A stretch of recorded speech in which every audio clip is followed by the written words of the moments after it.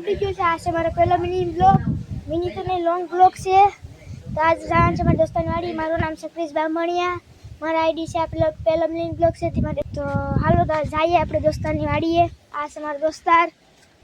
જો અહીંયા ખાડા ખબૂસિયા હોય, કેમ કે ખેતરોમાં તો એવું જ હોય ને, વરસાદના કારણે જો આવું બધું થઈ ગયું.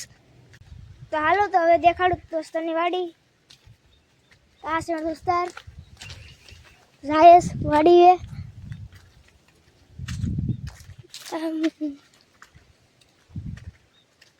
આ છે દોસ્તારની વાડી.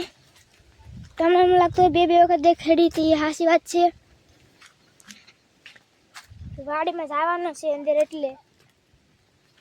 આ છે મારો દોસ્તાર. ના કઈ દાદા છે? આ બધું દાદાની ડેરી છે.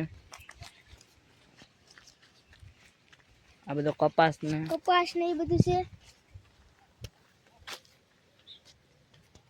ના ઉઠેલું છે ઝાડવા ને મદસ્તરો વાય આવે તો ઝાડવા ને બધું છે. હેરંગો અને વાવ ને બધું છે. હાલો તમને બતાવું મારા ખજૂરી વાળા પુત્ર દાદા.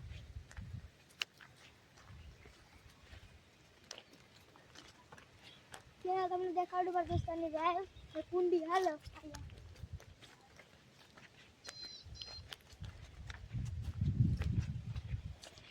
કેવું મસ્ત ખેતર છે ને.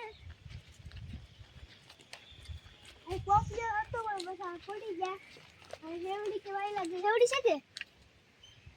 હા હેવડી જ લાગે. હાલો તો દેખાડું. આ છે મારા દોસ્તાર કુંડી આવી. આ સાઈડ વાવાઈ છે. આ સાઈડ આવું. આ સાઈડ વાવું છે. એમાં તો પાણી છે. કેટલું બધી પાણી ભરાઈ ગયેલું લાગે. હાલો તો હવે ખજૂરી વાળા ભૂતરા તો દવા જવાનું છે. તમારો દોસ્તાર દીવા કરે છે. તો હવે કરે છે ખજૂરી વાળા ભૂતરા દાદા. હાલો તો તમને પણ દેખાડું ખજૂરી વાળા ભૂતરા દાદાની સ્થાનક. આ છે કપાસ. બીજા ખજૂરી વાળી પુત્ર દાદા.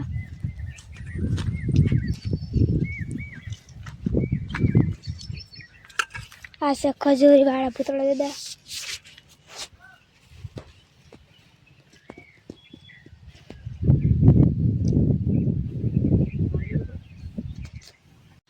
તો ફાઇનલ મિત્રો આપણો બ્લોગ આજે એન્ડ થાય. તો બ્લોગમાં નવા હોય તો લાઈક શેર ને સબસ્ક્રાઈબ કરી દેજો. ને હવે મળીએ કાલ. Bye bye.